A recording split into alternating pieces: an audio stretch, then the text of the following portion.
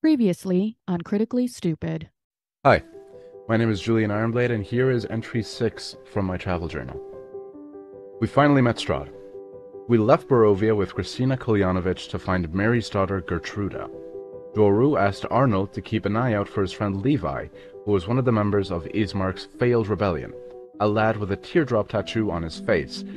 Whether or not it's related to the crime has yet to be seen. We encountered a creepy overgrown tree, and there we saw Strahd's carriage. A broken mirror ball driven by a slime man. Strahd introduced himself and asked us if there was any reason why he shouldn't kill Ismark Kolyanovich. I was close to failing to create a fake town in the valley, but Garath jumped in with Filian Korthovich, which stumped Strahd, surprisingly. Garath then made the fatal mistake of interrupting Strahd, and the Dark Lord departed, leaving only his snarling wolves and Garath's corpse dangling from the hanging tree. Where we go from here is anyone's bet, and I'm only 50% sure that Garath is dead. This has been a Julian Ironblade recap. I don't do well without deadlines, but I also don't do well with deadlines. I don't do well. Do we call them deadlines for you? It seems a little, like... I've made a lot of progress, so like it's we to can make them happier. Like, so she wants to meet that deadline. Been trying to meet my own deadline for a little while. Wrist first into a deadline. Listen, people take umbrage when I try to meet my deadline. So little of this is Sprite anymore. This is just red vodka now. It's so bad. I did not stir it well at all. Bessie, I laughed so hard at our conversation about when therapy is scheduled during the week, and you were like, okay. So listen. So at my last appointment, I don't know, something was wrong with me. Something's always wrong with me. Something acute, PTSD. Real. So at the end of it, she's like, "Let's schedule more appointments." Best is she scheduled them for Friday. I was like, "You whore." I'm not a safety risk. You are.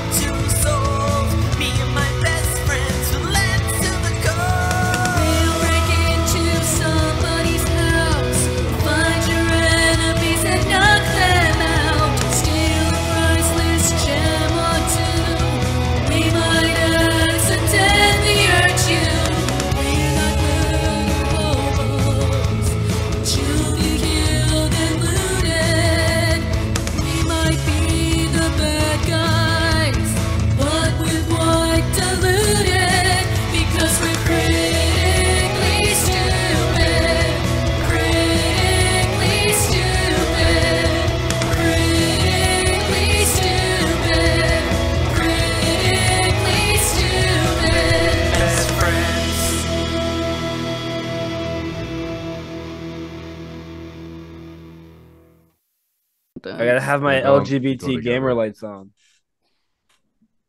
I mean, you're a straight dude, so it's kind of weird coming from you, but Why? because you're a straight dude, I I'm an led with ally. that. Okay, fair enough. I'll give you Deep that. in my soul, I believe that someday you will have a revelation anyway. Could be from the Lord, it could be your sexuality. It will just be a it could be neither of those things. I'm gonna wake up. I fucking love Swiss cheese.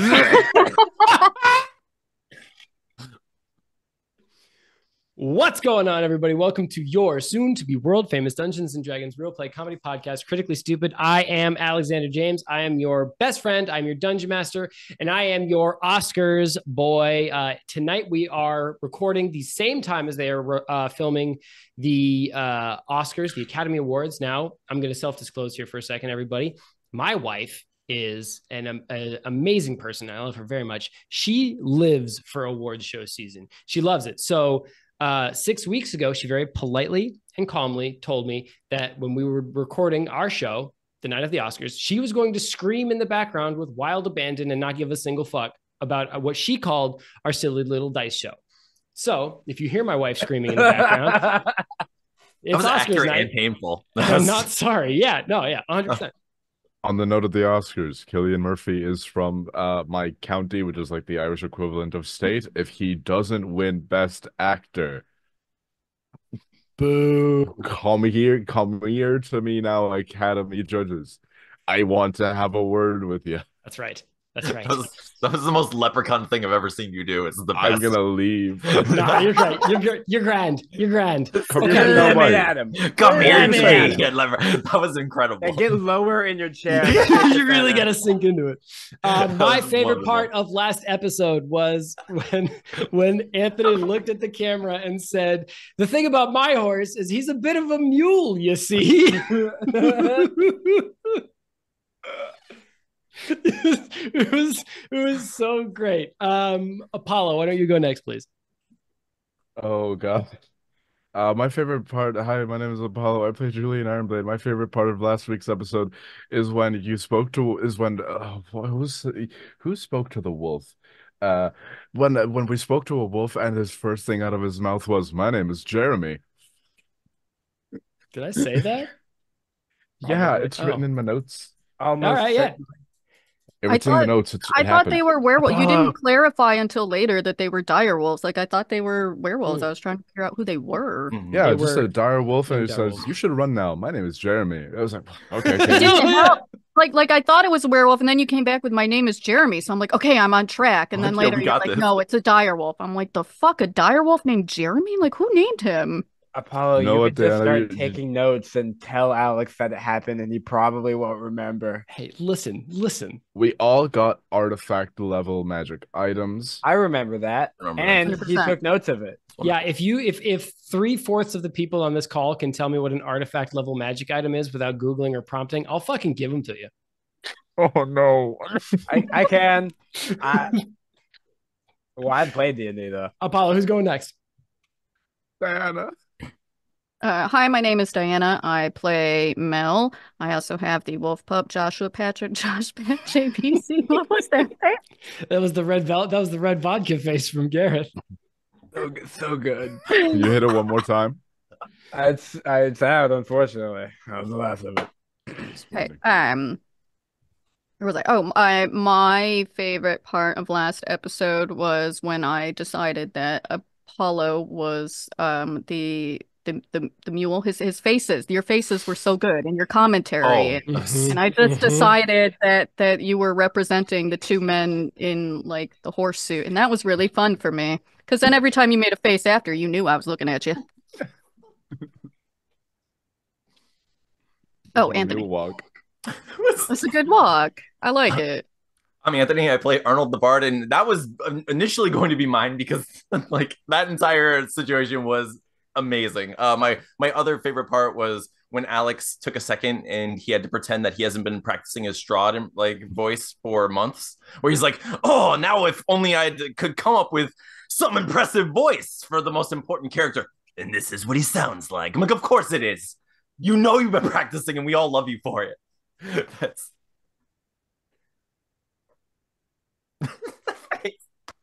but Gary, Listen. Hey, it's me, Goku, and I play Garath the Rogue. And I also have Constance the Kitten, who is a beautiful, canonically cutest cat in whatever you think that may be. Has a book of magic hats, and I didn't even have to write it on either of my hands this time. I'm so Is it proud on a of you. flashcard in front of you? Gross. It's like scrawled on his monitor. You Some permanent just like marker. scrawled into the walls and blood everywhere like a crazy man. You have a cat. Constance the Kitten. Constance. Anyway, my favorite part of last episode was when Alex was forced to make the main antagonist of this campaign still badass, stepping out of the shittiest carriage known to man I actually like the carriage that you guys built. I thought it was really cool. Right, but I imagine that disco ball does it you for pictured you? it with like the energy of like a mafia boss stepping out of a limousine, but it was a disco ball textured carriage being led by a pack of oversized corgis, driven by a slug man with a Slugman was cool. decorated reindeer skull. The Slugman was cool. The corgis were cool. I enjoyed the look on Diana's face just now as she remembered the pack of corgis that she invented last episode. That was great. You do make me happy, but it does, with the disco ball thing, it does sound a little bit like the Wish.com version of Strahd. Well, we're all a little bit the Wish.com version of Strahd on this show. Speaking of which, we're going to jump right in with our cold open. And I listen, I know that we do a lot of jokes and you guys kind of rely on me to set the tone for this cold open, but I'm actually going to come to you guys for this one because I need to go to the experts because I need you guys to tell me about Fowler Hotguy. So we're going to start with Garion. We're going to keep this real loosey-goosey because obviously you guys know Fowler Hotguy much more than I do. So just tell me something about Fowler Hotguy. Just tell me something. And wait, to clarify, you're saying Fowler Hotguy, right? Hawkeye. I'm too late. Hotguy. For sure. Oh, it's Fowler Hotguy. No, you're right. I'm so sorry. That's okay. On me. I've got it misspelled in my notes here. Actually, let me fix it. Fowler Hotguy. All right, go ahead, Gary, and tell me something. Okay, real quick above the bit here. Is this a person we met and I'm not remembering, or Absolutely am I? Not. Like, no, this is okay, this is a fresh character, and I'm just doing a bit. Okay, so Fowler Hotguy, believe it or not, has been an employee of Troll Skull the whole time, and he's been with us. Okay. Cool. Logistically, that doesn't present any issues for me whatsoever. It's so good, though. No, it's crazy. Fowler actually is an accountant, but he's just never mentioned it. And he's just shit at it, too. He's just real bad. Okay, so Fowler's been with you this whole time and is a bad accountant. So, Anthony, again, keep it real loosey-goosey. Tell me something else about Fowler Hotguy that you get to just invent and make canon right now. Oh no. So his job at Troll Skull was to impersonate Arnold initially. And then but he wasn't very musical, so he would go up there and tell jokes. Like he's more of a comedian. Oh sure. So that's what he does in his free time. He's a beat poet and a comedian. A beat poet. Yes. It's sort of like a slam poet and that's right, like a slam poet. Yes. Oh my god, dude, I'm fucking crying at the implications of just like a whole adventure, and then all of a sudden they're like, "Oh, hey, other guy." Okay, and you're the whole time, Diana. Tell me something else about Fowler Hotguy, the failed accountant and slam poet / comedian that has been with you guys the whole time, and dear old friend. He's actually one of the guys in the horse suit. Oh, okay. He's much better at being a horse than an accountant. I have a very, very important question. Which one? Is he the butt or is he the face? Is he a top or bottom? He's obviously a top. He's the face of the operation. He's the only reason we have succeeded as far as we have. We don't know, but he's actually saved everyone except Garath apparently twice. But everybody else, he's saved us all like a handful of times. We just didn't notice. Okay. Apollo, tell me something about Fowler Hotguy. He's constantly mewing. He's constantly like constant shad face. His jawline is so incredibly sharp because he knows that if he ever unclenches his jaw, he's so fucking ugly. Wow. And he sounds like Squidward from SpongeBob, an extremely nasally voice. Okay. Yeah, he doesn't talk ever because he has a really ugly voice. So it's just, hey, Hawkeye. Just looking at you, just miring on you. Okay. Hey man, how you doing today? Okay. We are going to leave Fowler Hotguy in his horse suit for now. We'll come back to him. I guess I'm going to open this episode with a series of flashbacks. The first of which can we please get flashbacks on how Fowler Hotguy saved us at least once? Yeah, okay. So one of the flashbacks is Fowler Hotguy making his model face with his immaculate cheekbones, carrying Arnold out of a burning building. Over one shoulder, sort of super sexily. And then he trips on a cobblestone and they both faceplant into a muddy puddle. He looks up from the puddle. Yeah. This is a great gag, Garion, for the visual medium, but you have to remember that a lot of people are audio only, so they're not getting any of this. Audio listeners, fuck you. Get with the times. Different mentality there, actually. I'm kidding. We love all of our audio listeners. And for you guys, imagine me just kind of going like. So don't say going like. It's like a Zoolander face. It's like a Zoolander. That was, but that was the best description for audio only listeners I've ever heard. I'm just going like. Killing it. Just doing great. So the second flashback is back to our first episode where Garath was suspended in midair with his dagger in his hand, and there's a pair of silver pieces flying up. Mel has 2 candlesticks knocked on her bow and is about to shoot this werewolf. Arnold is in the process of desperately throwing the one piece of this puzzle to like stall this werewolf and Bloody Morgan the bounty hunter. And then just in a chair is Fowler Hotguy just at the bar. He's just got a little like moleskin notebook in front of him, and he's just practicing his slam poetry. And drink a little bit. Yeah, he just turns around and goes, "Whoa." I don't know if that's his character. I mean, I haven't nailed down his character voice. He doesn't talk nasally. Alex. Remember, he looks over. Nasally. He looks over and he goes, "Wow, wow."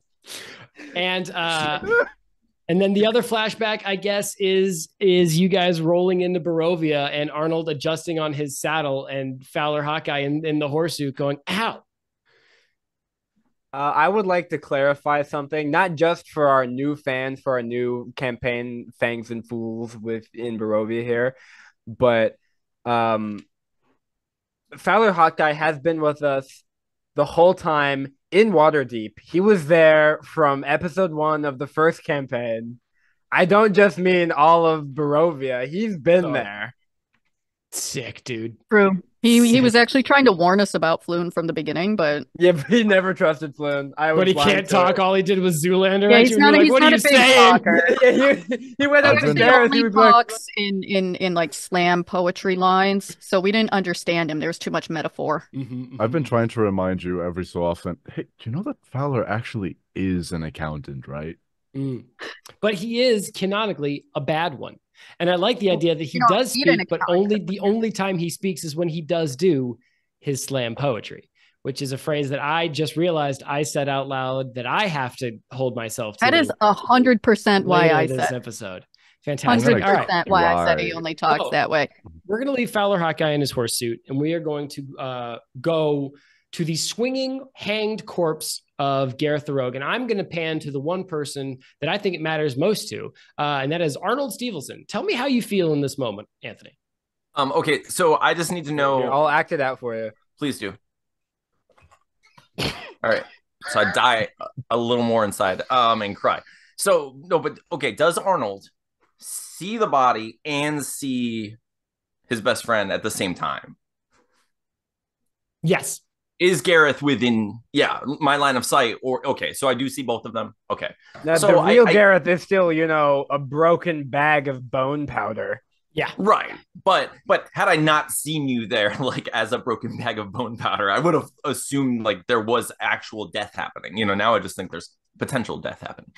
So in any case, I think Arnold would be startled and shocked and probably have some terrible flashbacks from seeing his friend hanging in that way, and it would be awful. But I think it would throw him into action, and kind of like Arnold would throw his body over his friend and be like, "Oh my gosh!" and try to help however possible. Okay, Diana. Given that I was talking to Jeremy, who is a direwolf and not a werewolf, and he's a very hungry, mean direwolf, unlike those lovely corgis I met, who love me, by the way. I think that I would literally just yell, "Run!"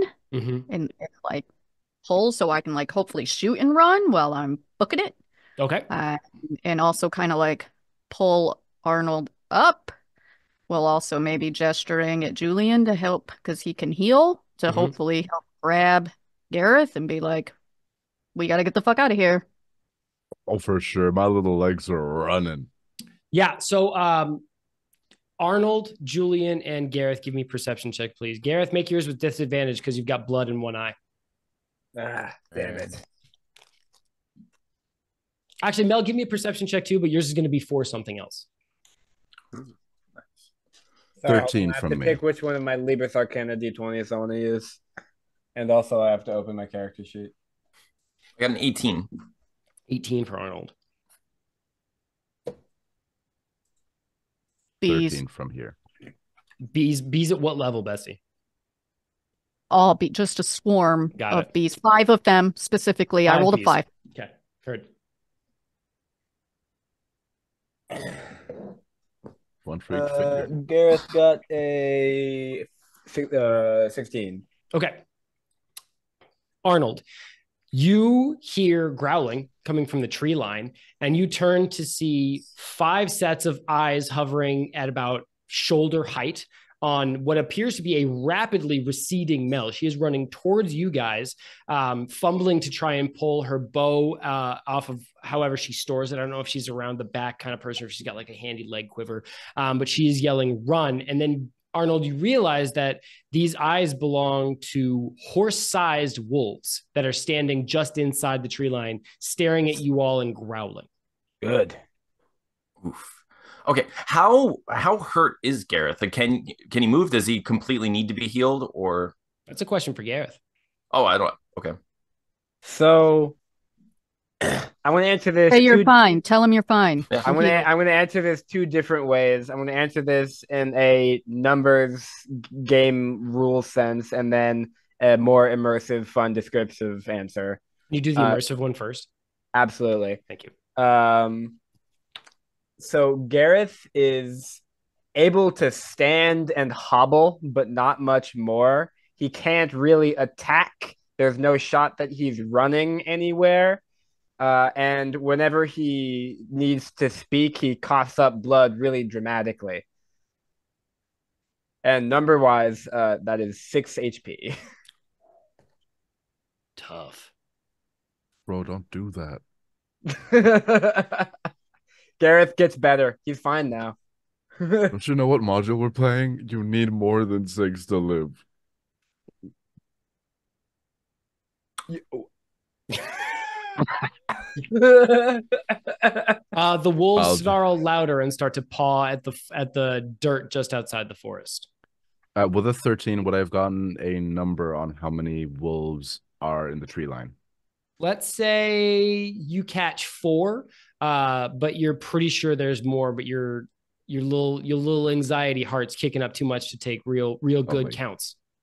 I gotta. Oh wait, shit! I was supposed to roll with disadvantage and fully didn't do that. I only rolled once. Can I say, honestly, I think seeing the wolves running and seeing Mel running, as soon as Mel was within range of all of us, I would cast Tiny Hut like instinctively, like scared and trying to just protect everyone and not knowing if we can escape or not, because I think it would buy us 8 hours of complete freedom from the outside world. Tiny Hut. Let's read about Tiny Hut. This is one of your new spells. Yes. Is this a JoJo reference? A 10-foot radius, a mobile dome of force springs into existence around and above you and remains stationary for the duration. 9 creatures can fit inside the dome. The spell fails if its area includes a large creature or more than 9 creatures. Creatures and objects can move through it freely. Okay. Sure. Yeah. So you can cast Tiny Hut. What is included in it? Is it just the party? Are you near enough to the tree to get the hanging Garath, or is it just like what's the play here? Let me see what it says. It says it's a 10-foot radius. So whatever. I just want to make sure our group, our party, is within it safe. You know, that Okay, way, sure. because we're from what I've read, we can shoot out of it because our objects and such can exit it, but nothing else can get into it. So I Totally. felt Okay. How do I you felt see it? How do you see it billow out from your outstretched palms, Arnold? I like the idea that I would kind of like sing and it would almost be like a stage is being erected around us. You know, like it's almost Hell yeah. like a mini arena begins to form as if it's a place to perform and and play, but it's Badass. also like it's specifically for me and us and our friends. So Okay, I like that a lot. The only note I'm going to make is let's make it phantasmal so that you can see through it and sort of like of see course, around. This is So this Arnold's domain expansion. our domain expansion bardic inspiration sort of like explodes outward from Arnold, and this phantasmic semi-permeable stage and club explodes and crawls upwards, sealing all of you.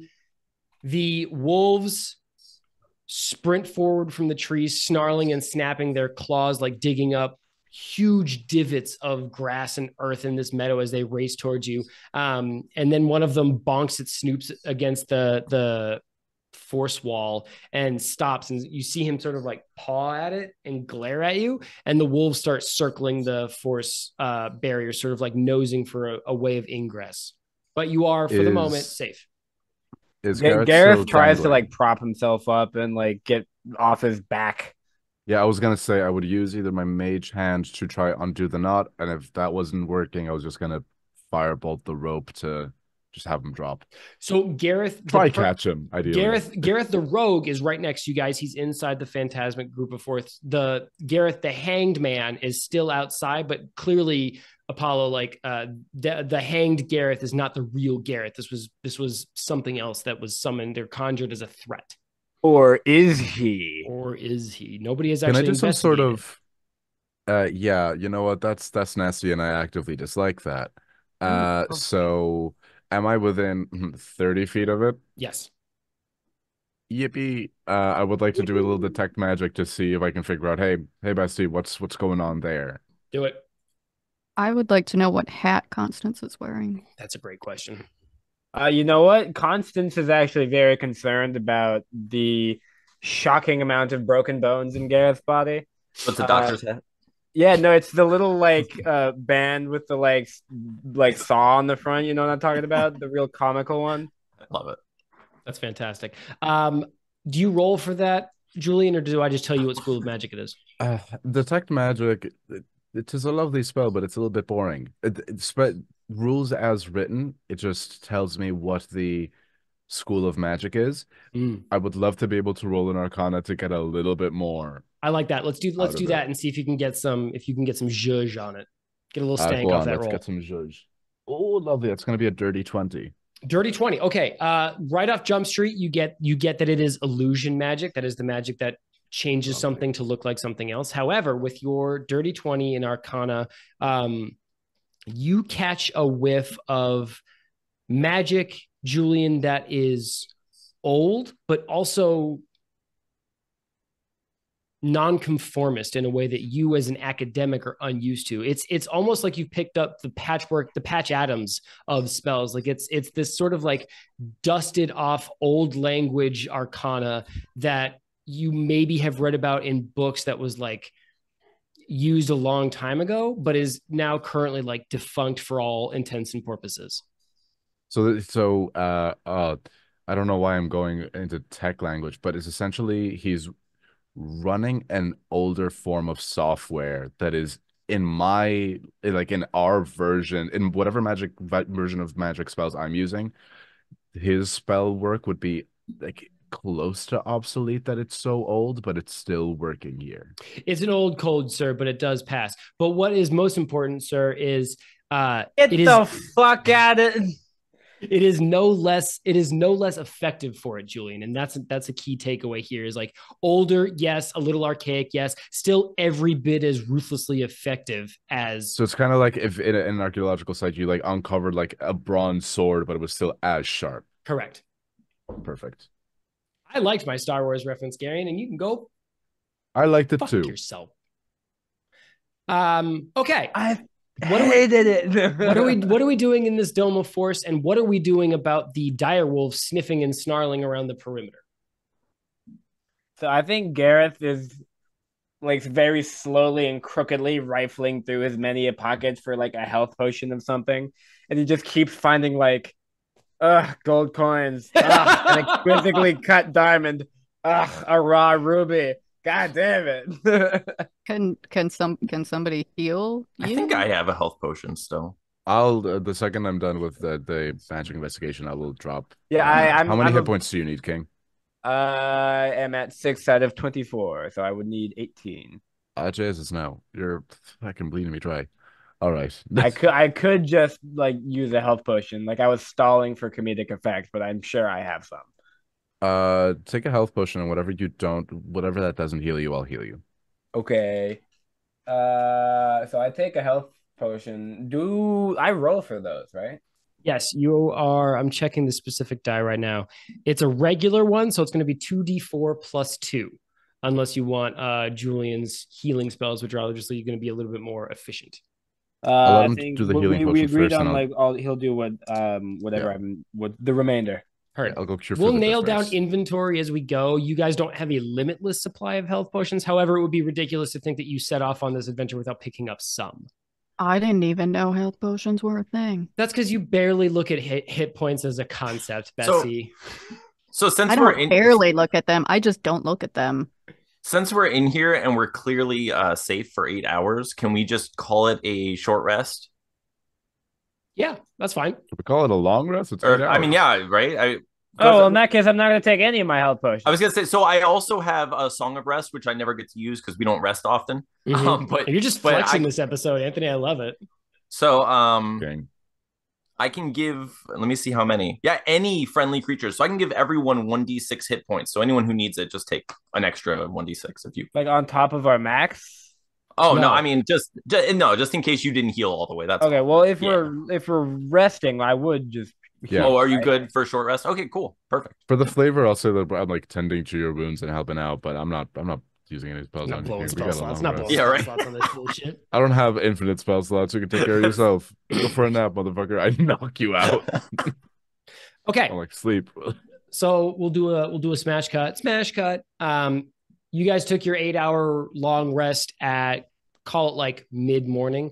So it is now getting dark in the Valley of Barovia. And Anthony, you feel the dregs of your zone of force tiny hut spell starting to flicker and fade. However, the 5 dire wolves are still sniffing and snarling around the edges of it, kind of like Darth Maul in that scene where Qui-Gon Jinn is doing his meditative rest inside the zone of force, sort of banging on it with his twin-handled light swords.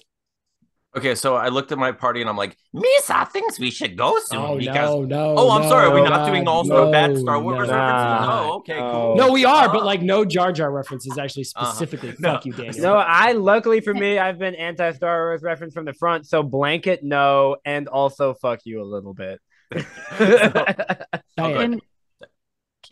Could I do spike growth around us where the dire wolves are crawling? Yeah, absolutely. It's a 10-foot sphere. It's a 20-foot radius. Okay. Okay, so you could cover the whole area. Yes, maybe. Don't cover the inside. Well, obviously. Okay. The intent is to do what, Bessie? Make it difficult for the wolves to rush you, or just make it kind of annoying all day? Well, I'm hoping the wolves that are all circling are gonna get fucked up. Mm-hmm. Hopefully long enough that we can get away. Okay. I like this. Roll that spike growth spell. God, I'm Googling a lot of spells today. I definitely know what that is. Yeah, I'm going. Hang on. Do I roll it all or do you... Let's see here. Concentration. Grounded 20-foot radius centered on a point within range. Twist and sprouts. The area becomes difficult duration. Okay, so a creature is going to take 2d4 piercing damage for every 5 feet it travels. So you can absolutely do this. I see you sort of like sitting up and using your keen ranger senses, like tracking these wolves as they circle around you to try and get like one arrow. You're going to catch the most of them with one shot, as opposed to having to fire like 4 or 5 times. So let me make some rolls here. Let me generate God. something. You okay? Oh no, I just thought of something stupid, and I was like, that won't work. I'm looking for a way to use my new spell, but it won't Another work. one? Yeah, I'm really excited about this one, actually. Apparently. All right. Dianna, you fire your bow. That's if I was a fancy DM and I made sound effects. That was great audio. thank you. I fuck with it. You slice it right between two of the wolves, and an explosive briar patch like blooms out of nothing, twisting the slowly darkening grass of this meadow into thick thorns dotted with like sickly looking roses that droop and wilt and die on the vine as you watch this briar patch sort of like roil and explode outwards in a 20-foot patch. There are a wooze of pain as several of these wolves get like thorns in their feet, and you can see them like really quickly scrabble off. One unlucky soul scrabbles backwards straight into a thick patch of briar. And there's sort of like a wet meat tearing sound as a patch of its hide gets like scratched down to the like wet meat Not muscle. get too graphic with the killing the dogs thing here. Well, these It are wounds. bad wolves, but yeah, well, he's bad not dogs. dead. He's not dead. He's okay, but he suffered for it. But actually, you see him turn, and there's a brief communication between the Wolfie boys, and he sort of like gestures at his like torn paunch, and they turn around and with one last glare at all of you, dart back into the tree line and disappear. Garath croaks and stay out. Nice. Okay, before you guys head down the road, just a casual reminder, you are riding through the valley, escorting Kristina Kolyanovich to Wallaki, where she will ostensibly feel safe from Strahd's influence and advances, being a town on the far, far end of the valley. But you are also looking for Gertruda, who is Mad Mary's daughter, and while also being on the lookout for what we're playing, which is the Points of Light campaign, which is any opportunity for you to spread your good influence and cheer throughout the populace and space of Barovia. Before you head out, one thing we're known for is good influence and cheer. I think that's true. I'm really hoping Fowler Hotguy will come in clutch on a good influence and share, and we're just gonna like suddenly have all these points of light. I just want to remind another thing that we're looking out for. Doru had a friend with him when he stormed the castle, and who was turned at a similar time, called Levi. Leviticus, also aka Levi. He has to do with the teardrop tattoo, and we saw him inside the carriage of Strahd before he rode off. This is true. That's also on the table. I remember that. Fucking God. Dianna, Yes. you hear a high-pitched whistling sound. What do you guys want to do? Just a whistle, just Yeah, it kind of sounds like what's the fantasy equivalent? If you Can I do a imagine a little missile, investigation? if you imagine a missile fired out of a trebuchet at a full like 200 miles an hour, kind of sounds like that. Yes, your average yeah. fantasy missile. Yeah. Investigation, Please roll it up. Also, I imagine that Garath is. Well, we're all on our own horses again, right? Yes. So it's Yeah. Gareth sitting on Chestnut, Dianna as Mel sitting on whatever her horse. I don't think you named your horse, did you, Bestie? I did incidentally. I said that I was gonna let her choose her own name. I don't remember exactly, but decided that was the name. And then Arnold on his mule that is also Fowler Hotguy. Apollo, would you roll? Well, I was 19 on the die for a total of 29.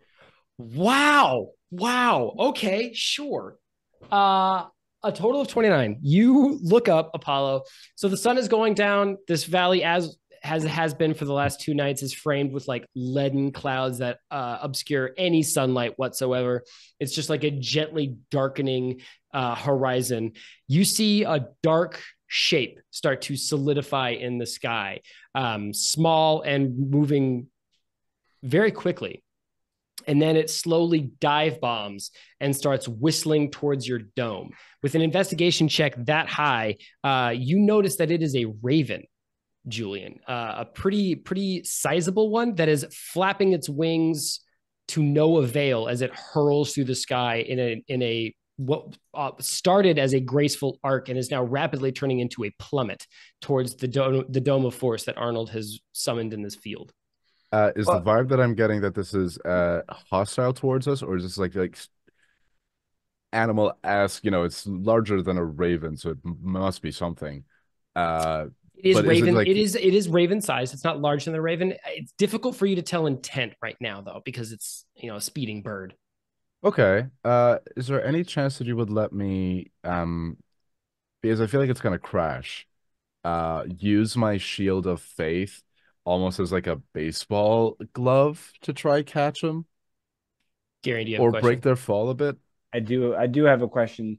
If we long rested, isn't Arnold's Shield of Force gone now because it only lasts for 8 hours? Well, he has concentration on it, but like let's just for the sake of ease say it's up for now, and then he can dissipate it if he wants to. Okay. Yeah, I'll allow that, Apollo. I think I would require some sort of like Arcana or concentration or dexterity check to see if you could like pillow the spell enough for it to like Right. soften this thing. Well, my dex save is a +1, my Arcana is a +7, so I'm gonna go for that. Oh, sure. Which one? The Dex? Yeah, the +1 for sure. I still rolled shit. That's just a 9 total. Damn. Okay. You slow this bird a little bit. And then it slaps into the side of the tiny hut with the sound of like a softball hitting a kid's leg. You ever seen I'm a like, bird hit your Dianna, window? bird. And You ever just like chilling at your kitchen table and all, boom? yeah, exactly. There's like dull reverberation of glass. And this raven is now lying on the grass just outside Perfectly of your fine. dome. It is still moving. Lying on the ground, perfectly okay. I just want to kind of just like, girl, the fuck? Heavens. I say girl, the fuck under my breath. How does Hotguy respond to this, Alex? Hotguy is that's right. I'm sorry. So he sort of like takes off his mule head and goes, the glass of our lives suffers when we strike it too fast. And then he puts his mule head back on. That's why we keep you around, Fowler. Love you. Love that guy. We should also mention that Fowler Hotguy is at Fowler Rex. He's a member of our very own Discord and our Twitter. Fowler, thank you so much for being around us. We love having you there. And if you would like to end up as a character on the show, you can tweet us at CritStupid, and you can end up as a hot guy who does mediocre slam poetry all on your own. You can be the other end of the horse. You can be the ass end of the horse. Who doesn't want that? That is still the ass of the horse is still yet to be named. It could be you. It could be you, dear listener. In fact, what if I tweet at CritStupid? You're already a horse's ass. Okay, so are we investigating the still hanging Garath, the bird, or are we moving along our way? Let's get some motion. I'm pretty happy with establishing that I'm not going to investigate hanging Garath anymore. I will investigate the bird. I will ask Dianna to help me because Dianna knows more about animals. Fact. Oh yeah, I do. So has real Garath noticed hanging Garath? Because I feel like imagine yes. That would be a concern, and he would for sure go and check that out. All right, let's do two scenes. Let's do Arnold and Garath with the corpse, because I think Arnold would also go out of curiosity. Let's start with that. So the two of you roll me 2 investigation checks, please, as you roll up to this hanging Garath. All right. I want to check if it has Garath's back tattoo. Garath has a tramp stamp. No, it's like an upper back tattoo of a dead rat. I got a 25. Wow. Okay. 18 plus 7. That's good because Garath got a 8. All right, Garath, you hear bees strangely buzzing around this forest. I heard them too. They're evading their taxes also, so we have everybody knows that bees pay very high taxes, and they're also doing tax evasion. Yeah. Arnold, you notice a couple of things rolling up to this form. First and foremost, you hear a sort of like a strange noise. It could be the bees that Garath is hearing, but it's sort of like wavering in tone and pitch a little bit. Almost sounds like a song. The second thing you notice is that this is a very, very realistic dead Garath. You've seen a real dead Garath before. You've seen a real dead Garath. He has on dark sunglasses. His hair is snow white. He's wearing robes, wizard robes, dyed black for stealth. There is a, notably, I will say, dear listener, not a kitten-sized bulge in the pocket, because we do not harm innocent animals here, except for that direwolf who did deserve it. Similarly to Fallout 4 and Dog Meat, Josh, Pat, and Constance the kitten are functionally immortal. Yeah, they just get knocked invincible. Of course. However, you do see a little tiny matchbook-sized box of hats, or a book of hats, tucked into that pocket. The other thing you notice, Arnold, is that this Garath is murdered with tattoos. He's wearing long robe sleeves, so you can't really see, but you can tell the inked shadow around his cuffs is clearly the demarcation of several tattoos. How high is this rope? Can I cut this down and see if this is a physical entity? You would have to climb the tree, but it is doable. Yeah, it's a hanging tree, so there are lots of branches. Yeah. All right, I'm gonna try. What do I have to do to climb that tree? And give me a basic dexterity check with a low DC. Let's call it like 12. You've climbed a tree before. You know what you're doing. All right, let's see. Garath is having a real tough time with this, by the way. Yeah, what's Garath? While Arnold climbs a tree, Garath, what's your mentee space right now, looking at your own dead body? I think his therapist is going to schedule his next appointment for Friday. Garath is just fresh safety plan. Like standing fully still, like staring dead Garath in the eyes. Ooh, just I like that. It's like it's like in those like kind of shitty horror movies when you're like looking into a mirror and then like your reflection is all fucked up and evil looking. Yeah, it's kind of like that, except I like that. Not corny and lame. I like this image of just like, I see it as like Garath in the foreground and then like hanging Garath in the sky, and they're just like staring at each other. Arnold, and then Anthony like crawling on the tree. I got 11 plus. I got 13, like exact. All right, yeah, you climb the tree, but it's not graceful. You don't look great, but you do cut the rope that this Garath is hanging from, and this corpse smacks the ground with the sound of like a bale of wet straw hitting a cobbled street. And I think that sudden moment kind of snaps Garath out of his trance, and he's like, let's find out what's up with this thing. Nice. Investigating this corpse, Garath, there's a number of very strange details, the likes of which pretty unsettling to see. Number one, this Garath has a curved sheath at its belt. It also has several like pieces of like what are clearly fake gems in its pocket, like cheap glass, sort of like tin and beaten to look like silver coins.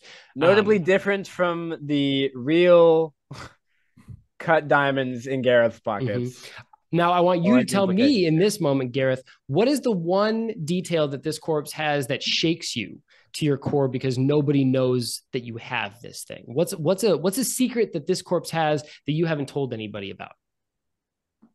Let me think here. Because I feel like I made a joke with the dead rat tattoo, and I was thinking about coming out with a tattoo, but you said this one is already littered with seemingly unrelated tattoos that are a different investigation matter altogether. Yeah, Anthony's gonna get to that in just a second. Right. So I'm gonna veer off of tattoos.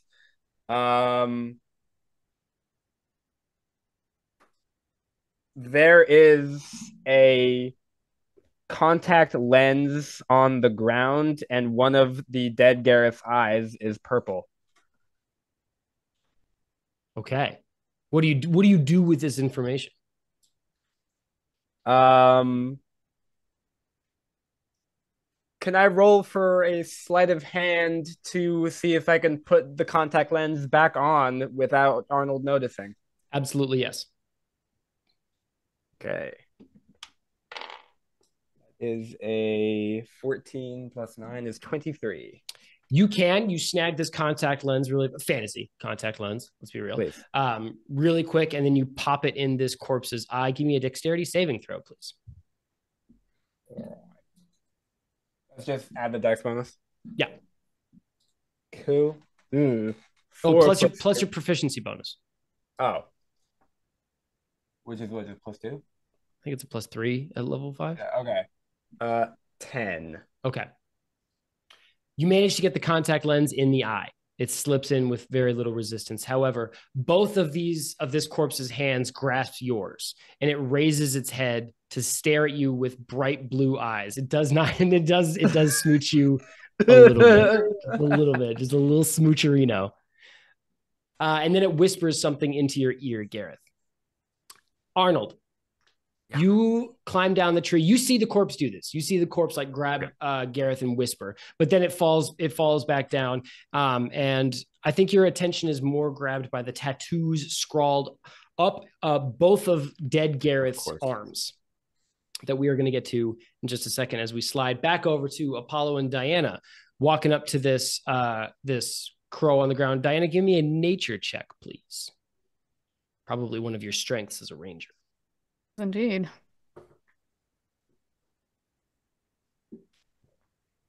That is a 24. Quite good. Okay. Yes. This bird has a broken wing. It's sort of like limp and ragged in a way that you're pretty sure wasn't done by it thunking against the side of this dome of force. Like it looks like an older injury. Speaking of older injuries, both wings and its tail feathers are punctured by tiny silver barbs that are no longer than a toothpick, but there are at least half a dozen of them littering this crow's form in places that don't like necessarily endanger its life immediately. Like it doesn't have any like puncturing its head or organs. Barbs like from a fence? Barbs, like it's hard to tell what they're from because you've never seen them before, Mel, but they're small, they're very thin, very spindly thin, and like I said, about the length of a toothpick. Okay. And it's still alive. It is still alive. It is breathing with a sort of like rasp, hoarse, ragged inhale. Just like that.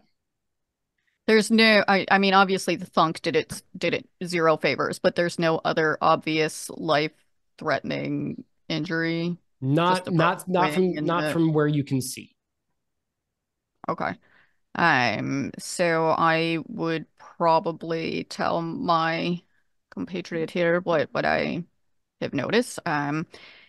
That raven, it's got a broken wing, which is maybe why it fell out of the sky, but it's got something in it that I've never seen before in my experience. Just these very these long, thin silver I guess barbs, needle, whatever word you use, Bestie. I know you just said it, I forgot already. I don't know what they are though. Okay. I can. If you can cover me, I can try heal it. I've mostly done healing magic on people. I'm not sure it'll be great with birds, but I can try. Yeah, I would support that since in our prior campaign I killed a lot of birds actually. Categorically. All right, I'll try it. Throwback. Almost like you had a vendetta. Yeah, a little. Yeah, I'll keep an eye out while you do this. I will just, I'll just do a cure wounds on it just to try stop it from actively dying. This is very sweet. I really like this. Go ahead and roll it up, Apollo. Yeah. So it's gonna be 1d8 plus 3. It's gonna regain 9 hit points. Fantastic. Who wants to roll the D100? Ooh, I have a D100. Gareth is rolling the D100. Yeah. Hey, no, can we go back? I feel like I missed a step. Why are we rolling a D100? Apollo, you are chilling, bud. You did great. Don't worry. No. Oh, I'm sorry. That wasn't clear. We got an 85. 85. Okay, very good. Top 10. Top 10. Or no, top 15. Top 10 what? Numbers? Top 15. Okay. Apollo. Top 10 numbers. Number 10. 9. Number 8. 11. Number 7. Shut up. Apollo, tell me about your lay on hands process. Do you whisper something to yourself? Is there an incantation or a gesture that you do? I think all his magic is that very like light refracting sort of aesthetic look to it. The healing specifically with the cure wounds is a touch spell, so he would have to get his hands on them. So I think it's he rubs the palms of his hands together like you would a defibrillator. And then uh and then when he separates the palms, they're coated in this scintillating, refracting, crystalline light, and he just gently tries to cup the form of the bird while it's on the ground without moving it too much, so that it gets almost like bathed in the refracting light, healing it. Very gentle. I love that a lot. There's this like moment where the prismatic light sinks into the bird and sort of like ruffles like a storm cloud beneath the feathers, sinking into the black shiny body of this bird. And a number of the wounds around these silver barbs close up, and you see the skin sort of like tighten, clearly like helping out this bird and healing it. For how many points, Apollo? Just 9. Just 9. Okay. For a fair amount. And then you see this bird's neck twist and writhe, and you see its beak sort of like chatter and stamp. And then you see pieces of its beak straighten and cut clean and turn into brilliant white teeth. And you see its beak pull back and peel into lips, and you see its head sort of like writhe and shimmer and shake and turn into a human head on this crow's body. It is wearing a backwards Florida Gators hat, and it says, "What up, y'all? Big Mikey in the house. What's shaking? Who wants Mel to go shoots to, it. Who wants She to go shoots to it. Flo's She kills the bird. Hey, what up? What up, pretty guy? I bet you want to go to Flo's this weekend. Who's Flo? Flo's the name Who of the are nightclub you? I work at. I'm Big Mike. I'm a club promoter from Miami. Introduce this Miami? man to Eric right now. Miami, some town in Florida, bro, is fucking sick. There's like no law here. Everybody does whatever the fuck they want all the time. I'm gonna entertain this, but for mechanical purposes. Yeah. Can I, while we chat, do a ritual casting of Identify? Sure. What does identify? So I'm focusing on the little silver barbs in the raven. Okay. And while I'm chatting, I'm still just kind of like I'm not gonna lie, I'm holding it down. I'm like, whoa. You saw the teeth and you were like, no, sir.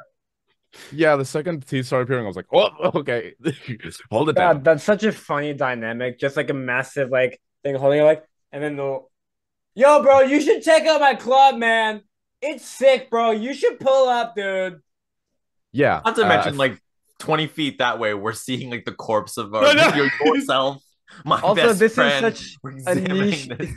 This is such a niche reference, but I imagine this bird club promoter in my head. He sounds like that one park ranger from Parks and Rec who's just really fucking loud, played by Andy Samberg. You know, dude. Carl. Yes, I know exactly what you're talking about. Okay. Okay, so you cast Identify.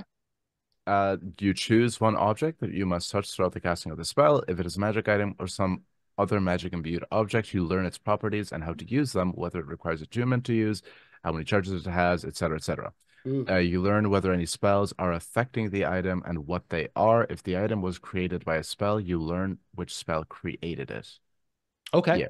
If you instead touch a creature throughout the casting, you learn what spells, if any, are currently affecting it. So, yeah, I'm kind of... The thing that jumps to my mind is, okay, healing was happening, then it got interrupted. What could be interrupting it? Immediately, I'm looking at the barbs, so I think I'm just going to try focus the casting of Identify on the barbs as I'm holding the bird with the human head down. Oh, okay. And while it promotes clubs. Mel, what are you up to while Apollo does this? I'm going to ask Big Mike if he knows he's now part bird. I'm surprised Mel didn't just stomp him out. Like as he was coming to, I was going to, but then like as soon as he started talking, but then I was thinking that might have been Dianna. and I'm trying to show growth. So I like that a Oh, lot. you're I doing it. will instead. Ask me in character, Bessie, and I'll respond. I will in kind. instead just kind of say it in attempt to say it in a way that sounds genuine and not kind of irritated. I'm in confused. Just Big Mike, did you know you are presently a bird? Oh. Big Mike the Crow looks down, and his human eyes widen, and he goes, "Oh shit, y'all! I told you I was a bird in my past lives. I always knew I was sharp and angular like a bird." Come on, man. I told you guys I was fly. It was right. You could have. No, man, But- no. I was a sweet ass bird in a past life. That's why I'm all hawk like. It's why listen, I'm the best club promoter in Miami. They know I'm on those corners handing out pamphlets. They know I'm hitting the streets telling people to go to flows. Do you know why About the you're Muffin Man. about the Okay. Muffin Man and why you're a bird in this life right now?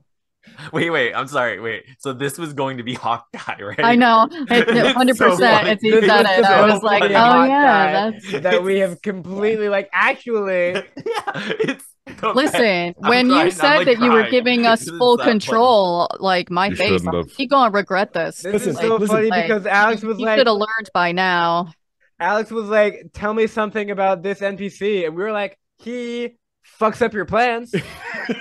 I don't know what you were expecting. You fucked around, you found out. Listen, campaign two. Like what? I wrote the cold open because I was like feeling pretty confident about what we've created over the last 6 episodes. So I was like, I feel like I've got a pretty good handle on whatever they can throw at me. And then Garion was like, oh no, canonically, he's existed for fucking 58 episodes. The whole time. He's outlasted 3 He cast members. is the glue that keeps the rest of the cast members together. Okay, so Big Mike says he squawks in a crow-like sound of surprise, which kind of sounds like a quack. And he goes, "Oh shit, y'all, where am I? This ain't Miami. Where's the beaches, babes, and buns?" Close one. First off, don't say any of that again ever, please, and thank you. I will have Where to are the stop beaches at? Just kidding. I see the buns are right here, bud. What's shaking? You got a hot dog on you? I'm fucking starving. Do you want food? Yeah, probably. Like, But also, where am I? Like, Okay. And I just start telling him about Barovia. You just Whoa, pick whoa, him whoa, up whoa, and whoa. just, be like show him you have around. no recollection of how any of this happened. Barovia, what's that? Arkansas? I don't know what that is. Is Maybe. that a thing? Like Okay, fantasy you like art? the United States of uprighteous America. There's nothing Earth. righteous. Am I about on you. Earth? I'm not clear on that anymore. The name of the country, the name of our planet is Toril. You are it in really? the Sword Coast in Faerun. But now So let me we're get in this the- straight. Let me get this now straight. we're in I the take Shadowfell. one bump with a little fent in it, and then suddenly I'm a bird in a fantasy country. You telling me I got I that don't right? think that. Do you I know don't think Eric? that was spent in there. Oh shit! I do know Eric. We were in the vat You know together. Eric, okay. Yeah. Oh, you were in Oh, Nevada you Souls. died. You Yeah, died. you died. You were in Nevada Souls. Now you're Whoa, in the I body of a died? crow. That's Yeah, what happens That when you take was a bump with fent fent in it, Brody. Well, it depends how much fence in it. And Okay. if you've got an arcane pen. Cutting away from Big Mike's death revelation, Apollo. Please let me know if I get anything from the identifier. I'm telling you right now. I love you. These barbs are coded in A, transformative magic, B, a wicked, venomous spell that is inlaid into the barbs like a rune. And C, A, B, C. I think I said A, B, C. If I said 1, 2, 3, you and me, A, B. No, anyway. They are somehow natural. They are not fabricated. Oh, that's nasty. Let's Okay. cut to Corpse Garath. Arnold, you get to Corpse Garath in time to roll up one of these sleeves and see that tattooed on the inside of Gareth's left wrist is what appears to be a playing card. However, instead of the standard figure on it, it has the twisted form of wait. I really wish that you had written on your wrist, I have a cat. It says, I have a That's cat. just what made me really happy. It's just everything's a That's an amazing idea for my next tattoo. Okay. Instead of the standard figure on a playing card, Arnold, you are looking at a fat priest with a squat hat. He's standing with like a rotund belly. He's wearing fine fur robes, and he's got two fingers gesticulating above his head like he's sort of cursing at the heavens. Yes, Garion. Is it a tarot card? Give me a perception check, or talk to Arnold underneath the table. Okay. That, you know what? That's, yeah. Let me roll to find out if like Garath would recognize it as a tarot card, because I think that's just real normal Garion recognizing. Yeah. That While Garath rolls card. that, Arnold, what are you up to? What's your reaction to this? Well, first of all, would Arnold recognize the art or the character on the card think at all? Arnold would be more familiar with the concept of a tarot card because you're kind of a sucker. I love you to death. 100%. I think I want to say that Garath does have a known history of traveling the roads and like doing like scams and such. So there's a chance he might be familiar with a 15, though. Who knows? Let's say you're not familiar. I'll tell you this, Garath. You're not familiar with the idea of a tarot card. You are very familiar with playing cards because you've got a number of them, both on your person and in your pack, all of which are weighted, measured, or marked in some capacity. Okay, but you've never seen one of these cards before. So I'm not able to tell it's a tarot card, but I am able to tell that it is not a playing card. Julian, put it down. I blanked because I was thinking about like, oh, maybe there's like the transformation, the same as the werewolf, and then also the Vat of Souls came back. I was like, oh, trying to put things together. Then I heard like card, like a tarot card, and then I just went, oh. So, Arnold and Garath, you have a revelation. I would love for the two of you to do a scene together. Okay, so I would look at Garath and be like, hey, Garath, I know you're very private.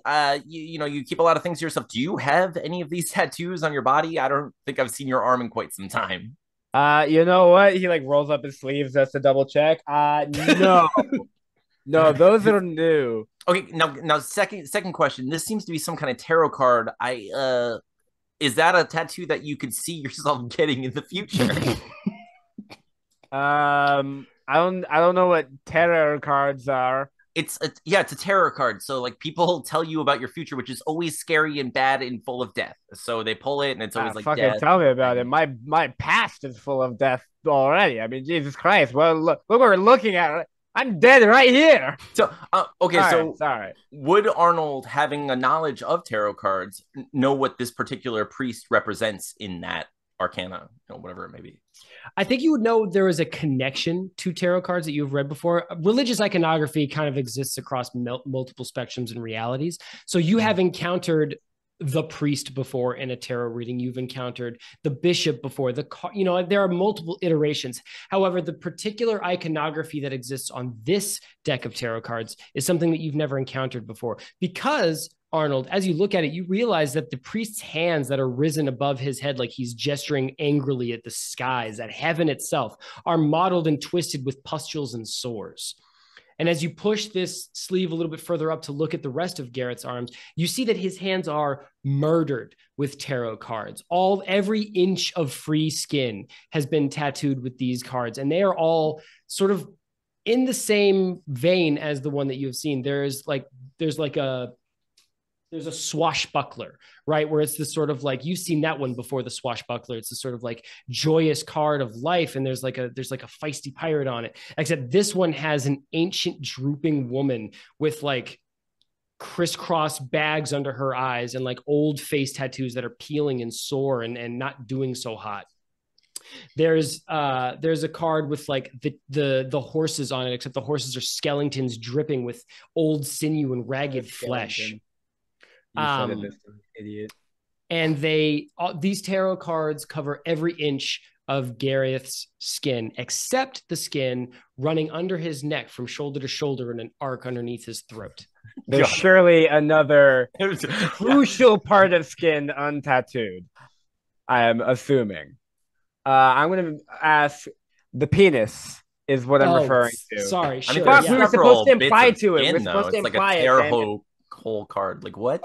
It was supposed to be an implication, and I said it outright. It's okay. It's moving okay. on. Your parts are untattooed. Good, because Garath did check. Okay. He also, you mentioned that there was a crescent shaped sheath very similar to the one that Garath keeps his magic knife in. Is the sheath empty, or is there a knife in it? It is empty. Are you looting your own dead body? Fucking obviously, dude. Yeah. Yes. So, okay, Just checking. Would I have seen? I didn't hear whatever was whispered, but would I have seen the corpse whisper to Garath? Yes. Okay, I did see. Also, wait, what did it say? It said, "Thank you so much for sticking with us this long, dear audience. We are going to take a quick bathroom break, and we will be right back after this brief ad segment." Thank you so much. Is that what it says? It does actually say that, yeah, and then it's a fade to black. Thank you so much for sticking with us for this long. We're gonna go take a bathroom break. Get off me! Ah!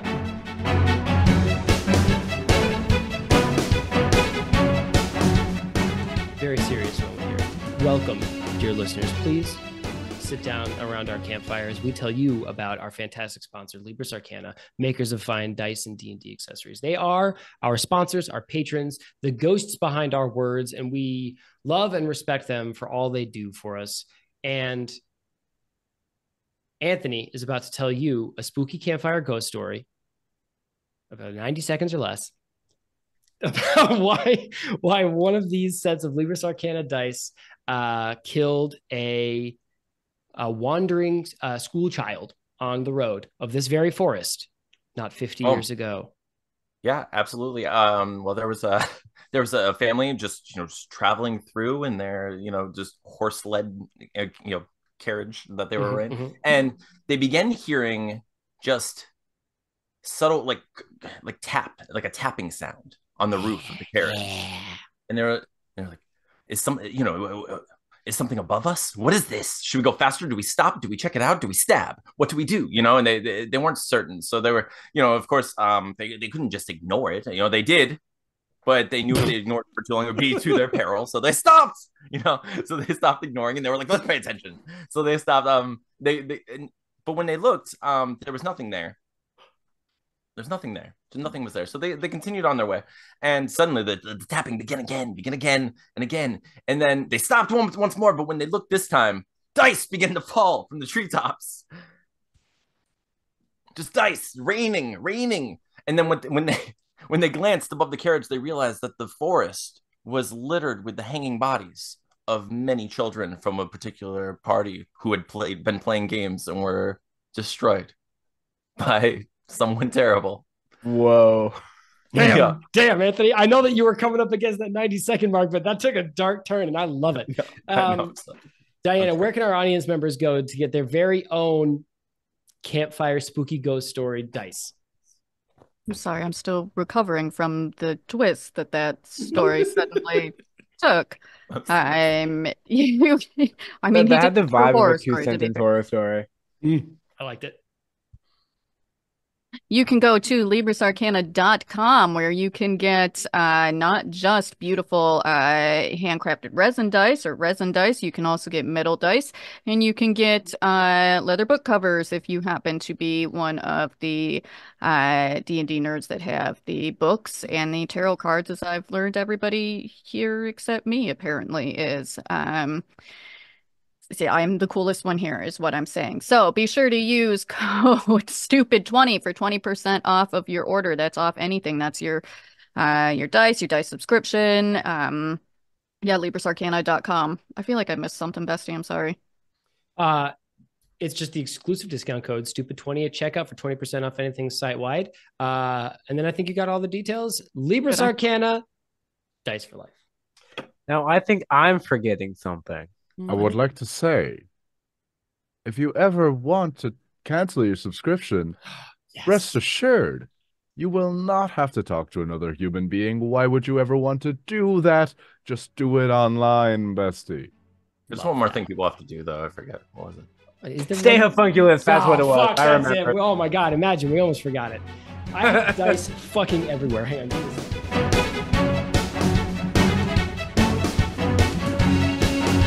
Welcome back, everybody. We are back from our bathroom break. Everybody has a fresh beverage. We've all peed. I hope you are equally refreshed. I have sent Garion a Discord message on the sly about what Corpse Garath whispered to him. We will, I'm sure he will drop that at the appropriate morning this episode, appropriate moment this episode. I got there in the end. But Arnold, investigating these tattoos, you see that Garath is festooned from wrist to shoulder all across his torso, save for a single arc of words across his sort of like only God can judge me, sort of that zone of his upper chest. You know what I'm talking about? And And another bald spot. There is one more bald spot that only the Lord shall know. Bald spot. It's the bald. There's one bald spot and another bald spot. Okay, And then the third bald spot. But all generally one big bald spot. Well, it's an average sized bald spot. Let's not give yourself undue credit. An adequately sized bald spot. There you go. But okay, so Arnold. what? Okay, so as far as those words, now I have to ask, as someone who can read and knows my best friend, are these words that make sense? Like, is this actual? Yes, they are tattooed in common. Like random letters that I thought were cool. It's Chinese hieroglyphics that say like beef with broccoli. It's not even legible. It's just like I was actually kind of picturing him with the no regrets tattoo. Oh, no regrets is key. So what does the tattoo say? The tattoo is actually connected to many of the cards tattooed on dead Garath's upper chest. Like you can see that the ink has been dragged from these cards to like spiral up to form almost smoke-like words that spell "Your fates cannot save you." That's Cutting weird. over. Cutting over to the bird guys and Big Mike, of course. Dianna and Apollo. You've got Big Mike, who has just had the revelation that he is no longer an alive club promoter in the city of Miami, wherever that may be, but that he is dead and has funneled through the vat and is now the bird in your hands. Yeah, I don't think I meant to drop that as hard as I did, where I was like, oh, you're dead. That could have been nicer. How are you doing? It took you King? 2 seasons to figure that out. That I could have been nicer? No, I've known that all along. It's just, I mean, he's newly dead. I'm trying to show growth. Yeah. It's not going very well. Let's look on the bright side. You're in a world. Look at the bright side. You're in a world with magic now, so that's pretty fun. You can fly. Yeah, you're part bird. I don't want to. Hey, straight up, bro. I don't want to be here. Listen, jokes aside, I don't think I was a bird in a past life. I think I was some sort of feline. So being a bird kind of sucks for me. If you could put me back in the vat, I actually quite liked it there. I was kicking it with a bunch of cool dudes and dudesses. You know what? Yeah, Eric was there. I mean, Eric was one of them. He was one of the gang, one of the squad, one of the homies, one of the boys. Well, it's just that I've been led to believe the vat is torturous hell. I mean, hey, listen, torturous hell for one person is a summer picnic for somebody else. My parents were pretty bad to me as a kid, so I think it's pretty great in there. Why you gotta come for me? You know my appointment's not till Friday, bestie. I'm just kidding. Hey, listen, all I'm saying is commit to a safety plan, Mel. Remember, unfortunately, we cannot have happy childhoods because that's flexing on Dianna. And we cannot have sad childhoods because that is Diana's shtick. This is a horrible. We're not allowed to have childhood. I had a neutral childhood. No, there it is. Just a neutral childhood. But real talk, the lady whose raven body this belongs to is kind of trying to edge me out here. I didn't mean it like that. She's trying to force her way into me. I didn't mean it like that. She's trying to what? Listen, the respectfully, the bitch's body is not mine, and I don't want it anymore. So she can have it back. I'd like to get out of here. So can you, like, I don't know, cattle prod me between the eyes and send me back? Hey, real quick. When you say the lady, do you mean an actual lady who turns into a bird, or are you just a bird? I don't know, bro. I didn't meet her. It's just sort of like I'm in her toilet stall and it says her name on the wall. Can you tell us the name? Yeah, Muriel. Does that name mean anything to you, Julian? I don't think it does, but I don't think it does to me either, but I had to double check that I didn't forget anything. That was Dianna, not Mel. Real. Tweeted at Crit Stupid. Real as hell, actually. Okay. I Hold still. And Julian on his like hip, he has this like mace. Julian isn't a blacksmith, but he grew up in a blacksmithing family. True. And it's like kind of like the rite of passage thing. You're a dwarf. You grew up in a smithing family. You got to make something, even if it's not great. He has this little like mace that he has. Like a kindergartner's like shitty I ashtray. no, it's better Mel's than gonna that. grab his mace hand and be like, "Are you sure you want to do that? I can do this if I you want." I I barely don't care who don't does it. birds. Somebody kill Big Mike. Shut feel up, Big Mike. responsible for this. Get me out of this world. Ah. It We'll call takes that a a few. mercy kill. Ow! Ow! Fuck!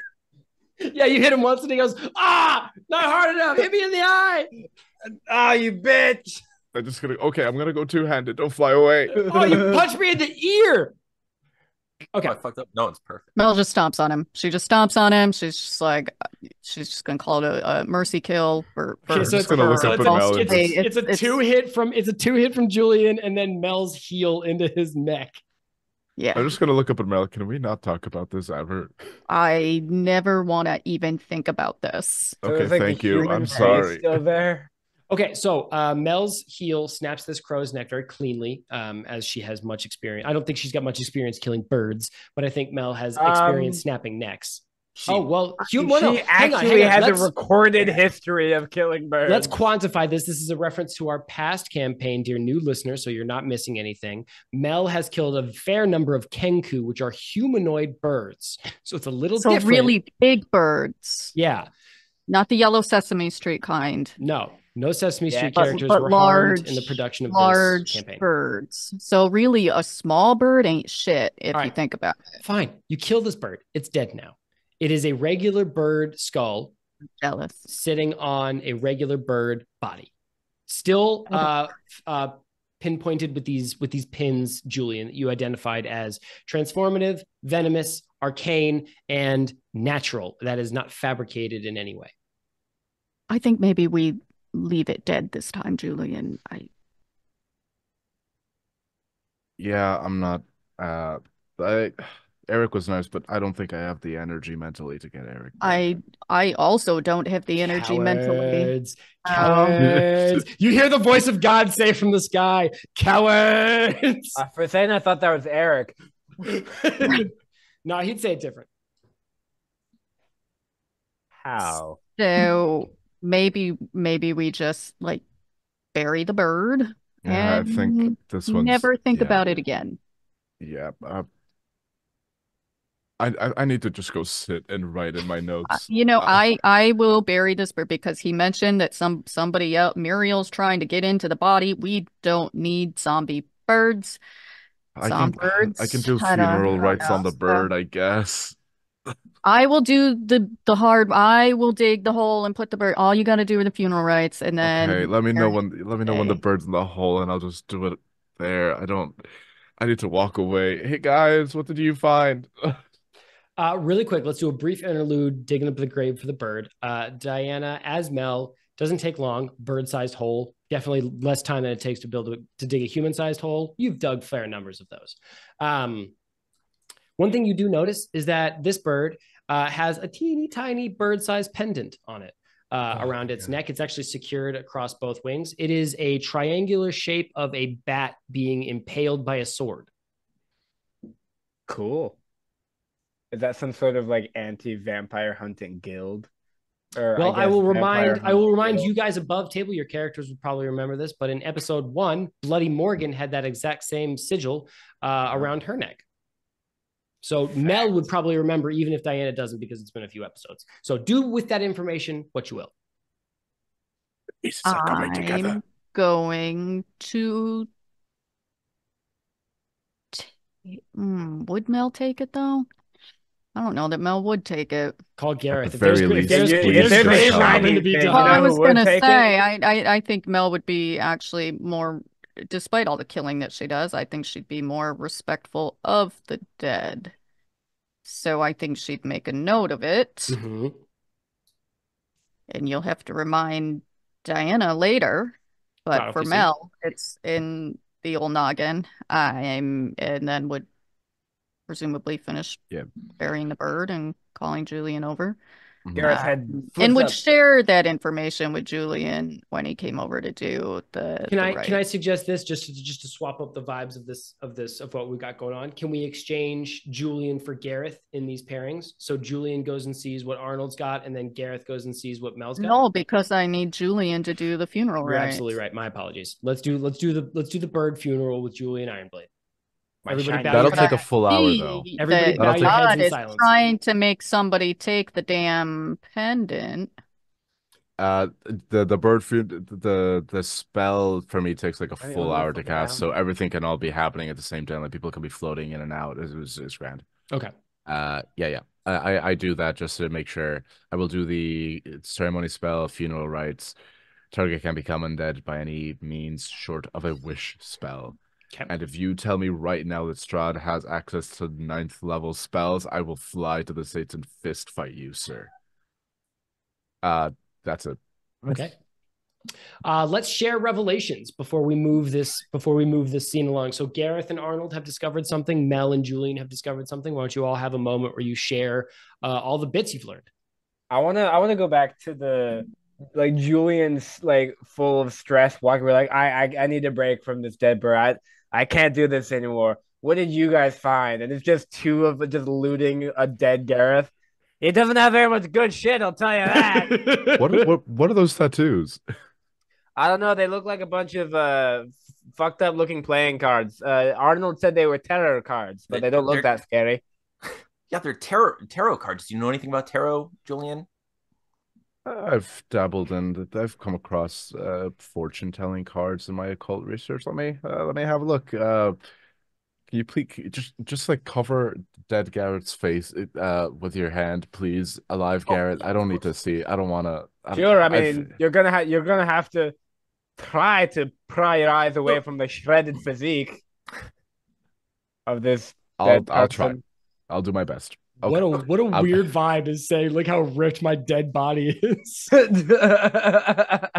Yeah, I will do the I'll have a little cursory glance at the tattoos, see if I can cross-reference that with any of the notes. Maybe, see if I know them from any occult and arcane circles. Maybe they're any like specific to any religious practices, or if they're specific to the Shadowfell. Would I know anything about that? That sounds like a etc. history check. Right up and down, please, Julian. Let's go. Come on. If God really wanted somebody to take the dang pendant, I suppose that Gareth could wander over whilst I was burying the bird before Julian came to do rites. God. I mean, I do imagine Gareth has a shiny sense that must have been tingling. Real. That sounds good to me. Since apparently that's important, just helping Julian. you out. 27. Okay. First of all, yeah, for sure. You recognize they're not tarot cards. They're called Tarocca cards. And they are the sort of prime fate and fortune telling implement of a culture called the Vistani, who you have referenced, I think, once in this campaign before, but you are the only one of your group that knows what the Vistani are or even that they exist. Lovely. Do you say anything about that to the group? I'm writing in my little notebook that I'm about to give a lore drop. Anyway, before you lore drop, Garath, you turn and see rain dropping off of something shiny in Mel's hand that she is about to bury, apparently carelessly in the ground, and just let the worms have. So for if anybody has ever seen anime before, those scenes where you don't see them run, they just kind of vanish. A blip. There's like a burst of like clouds and hair as Garath evacuates from his place in space-time. Anyway, Gareth will whoa, hold on. Just real quick, snag the pennant. Carry on. May that bird. He comes back wearing it. Actually, Garath, as you pull it off, it's attached to a real tiny bird backpack because it's strapped X-wise across the bird's back. Super, super small, buried under the feathers. That sounds adorable. I take the backpack too. I mean, shit. Mel's just gonna kind of like look at him and be like, "Really? Do you open the backpack? You're stealing from a bird now." Dear God, Mel, behind you. What is that? Obviously, Mel doesn't fall for it. She just puts the bird in the hole. Like, Garath doesn't even wait to see if she falls for it. He just opens the backpack. Inside the backpack is a small, very neat box with a foldable lid that contains 8 bird-sized cigarettes. do not smoke the bird's cigarette, Garrett. Like, come on now. Can we I bury it? mean, Can we do dude, the how could he right? not? How Can could he not like put him, line him up? All Yeah. of them? Well, I mean, I imagine they're smaller because they're bird cigarettes, right? They are, but there's still 8 of them, dog. Well, like how smaller are They're about 2.5 inches long. Okay. You know this is why you keep dying, right? You Because really, that's why I'm dying because of I my meant the smoking reckless habits. Not because I was impulsiveness. smitten by 2 otherworldly beings. It was my smoking that got to me. I like to I think he's meant doing the this as he's lighting his I know. individual cigarette. And she's just like heaping the dirt onto the bird and being like, I meant that you're reckless and impulsive and don't think things through. And yet somehow I'd still rather be partnered with you than the other two. I'm not gonna lie. He has 2 of the bird cigarettes and each has, I'm gonna live forever, Mel. Okay, Garath, they taste like tobacco, but then there's also the delicate, fragrant hint of clove in the tobacco. Oh, lovely. And they taste a little old. Just Okay. like they're not super fresh. Clearly, they were packaged some time ago. So the bird I do was want like to a hipster, all right. I do want to get back, hopefully, to what Julian was talking about with the tarot cards. I didn't want to walk away from that conversation. Everybody gather around, put your packs down, sit down, crisscross applesauce for a lore drop with Julian Ironblade. Hi, everyone, and welcome to Lore Drop with Julian Ironblade. I'm your host, Julian Ironblade, and today we're going to be talking about the Tarokka deck and the Vistani people. Please save all your questions till the end of the lecture. I would appreciate it. But no, wait. Julia, I think this might be important, Mr. Accountant. Come on, accountant. Okay, what's up? Before we get started, the dead me over there. He mentioned something about a Vistani queen. What did he say exactly? He said the Vistani queen. Oh, was it will or will not? I think it was will not save you. Might have been real life Apollo frantically scrabbles in his notes. Because I have a quote of the Fates cannot save it. I'm like, did I miss a quote? Fuck. Okay. No, it's Garath has a very important detail for you there, Apollo. On the tattooed Garath is your fates cannot save you, but dead Garath whispered to live Garath that the Vistani queen will not save you. Oh. So I was throwing in the little Garath forgetting will versus will not detail just because I thought it was funny. That's like very important. I shake you. I'm like, will or will not? Will not. Fuck. Probably. Okay. Everyone gather around. I make a little fire. I'm like, this is going to take a second. So, who remembers everything I've told you about the Shadowfell? I remember almost nothing. I'm so sorry. Okay, I do a quick recap of all that. Yeah. Now. Great. Bang. I'm back up to speed. Within the domains of dread, if you're in a domain of dread, you can't leave unless you have the permission of the domain's Dark Lord. Strahd, Barovia, he's not going to let us out. There are stories and folklore and legends of Strahd, either when he was already what he is now, or if he was ever immortal when he was one of those.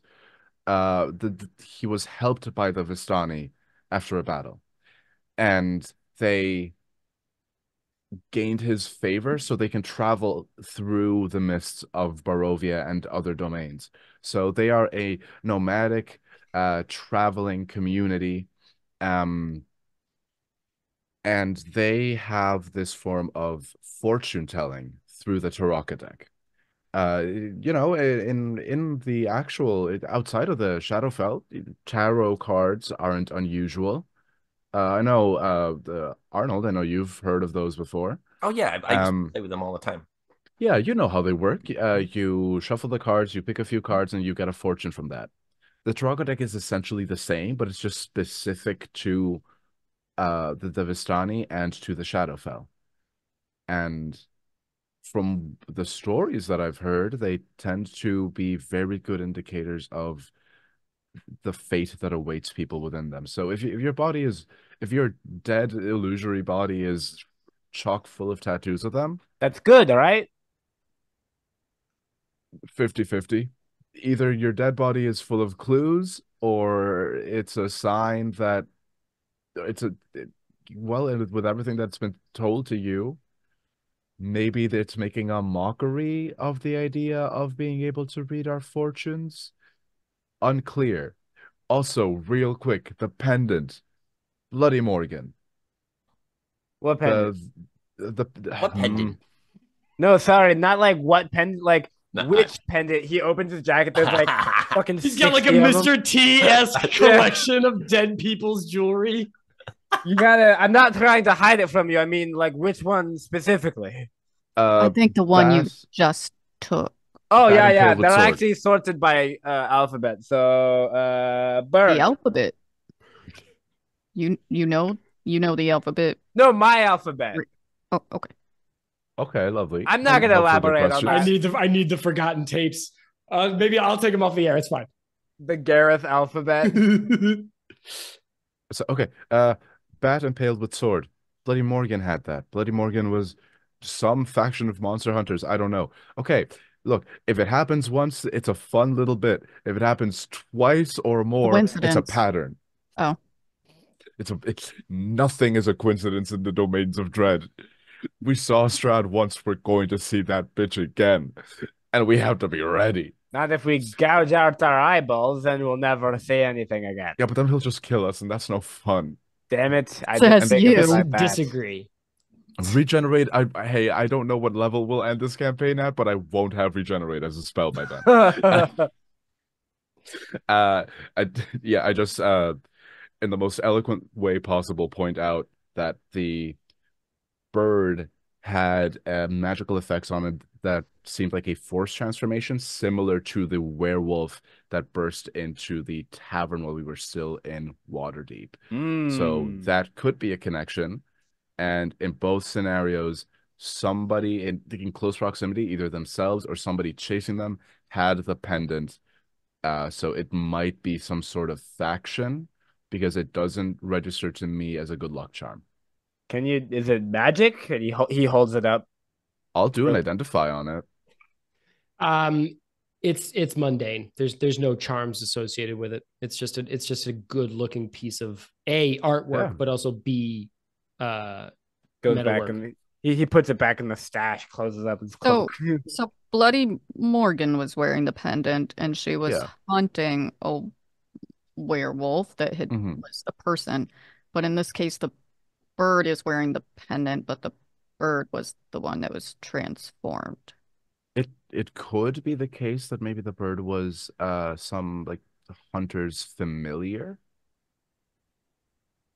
Certain Or warriors, certain perhaps was it a member of the Monster Hunter Guild who was captured by Strahd and sent almost as a mockery of their forces?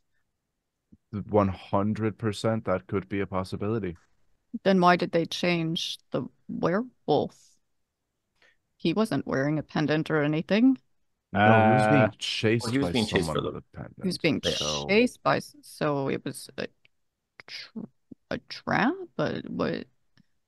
Well, I imagine well, the werewolf is he the was reason being that we're chased by here. a monster hunter because he was a monster and being hunted.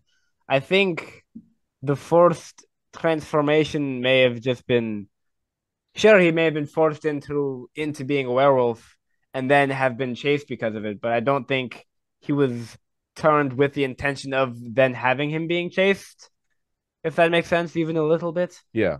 It I'll just talk about the does. I the was just wondering barbs. if maybe they were going after the pendant wearers, in which case they would have turned him on purpose with the point of being chased. Whoever they is. Well, no, because the werewolf didn't have a pendant, did he? That's what I'm saying. Yeah. So why would the werewolf have been transformed? And And to then the bird bolster was Strahd's Could be transformed. forward. bait. Well, I Well, imagine that Strahd is that's what I was transforming many of. theorizing.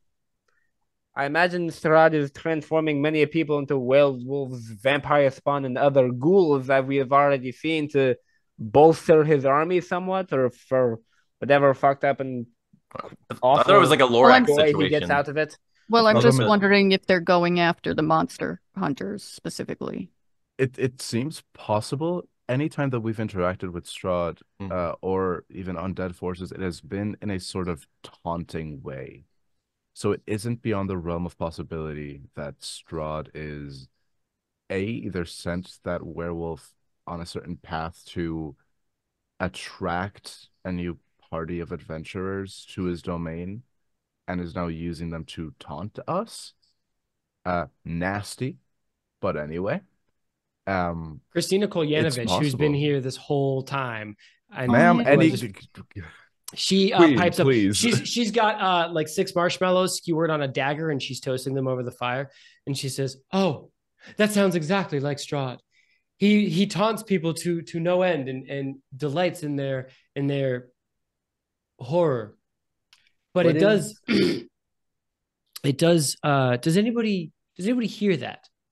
Looking up from this lore drop with Julian Ironblade and subsequent campfire, you hear the susurration of wings beating over the canopy of this rapidly darkening forest as the valley churns towards night.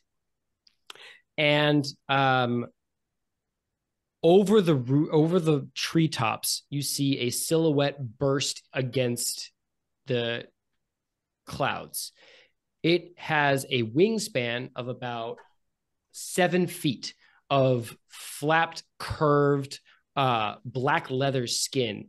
Its face is pale white, and it has a long sort of manta ray barbed tail splintering the air behind it as it swoops up and then immediately dives down towards you.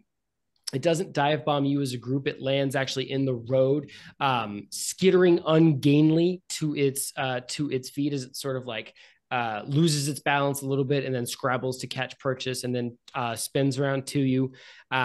You are looking at a massive, how do I phrase this? Scarecrow of human flesh, made in the fashion of a bat bird. So it has huge, curved, segmented arms that are actually other people's arms that have been sewn together, dangling with what appears to be like curtain rods worth of dark leather. Its face is at least 3 people's face stitched together with what you all see as crude red yarn in a sort of like looping stitch pattern. And Dear God, it's Godric the Grafted. It does have a tail that appears to be barbed with hundreds and hundreds of fine silver blades or needles that are about the length of a toothpick. But it looks at you with dark, beetling eyes and hops from one foot to the other and cackles with a voice that is not quite human and not quite bird. It sort of like reverberates from the base of its throat and sort of like squawks out, but does form words. And it says, fuck, now I gotta talk in that voice. Why did I do that? While you figure this out, I also at some point in the lore dump would have mentioned that the soul vat is weird because all the souls seem to have been coming from this other realm or plane of existence. Yeah, this That's Miami place. Can't wait to meet Fantasy Fort Lauderdale. All right, no more cowardice. This creature looks at you and says, At some point in the Vat of Souls, hello, you have reached the Gold Agency. "Yeah, I need the secret tapes." That's the crossover. That's how we get from one to the other. That's where it is. That's the meeting point. Oh, we can't put that joke in until we actually have a Patreon. I'll have to cut that. Okay, this creature hops from foot to foot and looks at you and says, "Dance off unless you be cowards." Dance off? Now, I believe, Garion, you wanted a moment at the end of this episode to talk about a brand new program that is very, very exciting. Merch, buy our merch. Okay, sorry, that was just in case people clicked off because the episode was end. Oof, imagine. But now that you guys are here and you know that you're sticking around, we have just launched a new merch store, or we are going to be launching soon a new merch store, in which you can buy tank tops, hoodies, racerbacks, which are like tank tops but a little bit cooler, and goddamn it, you even get a coffee mug. And you could show off all of your swag, and people would be like, "Whoa, dude, cool hoodie. Where'd you get it from?" And you could be like, critically stupid. It's a longer link. It's not actually convenient to say out loud. Well, it is kind of an important piece to this sort of segment we're adding on to the end of the episode. It is etsy.com/shop/critically shop. And it will also be in It's the only one description. available.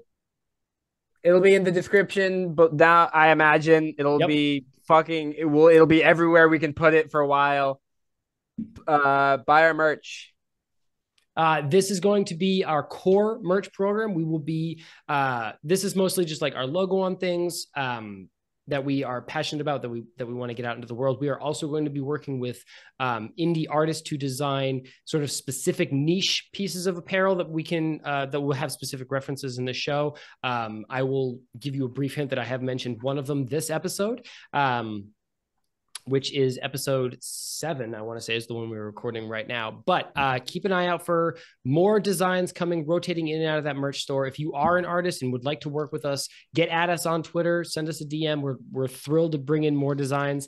But yeah, etsy.com/shop/critically shop. We will also have the link in the show notes on our YouTube and Spotify pages. So yeah, go check them out. The merch is really basic for now, but it's what we got, and we're really, really excited about it. So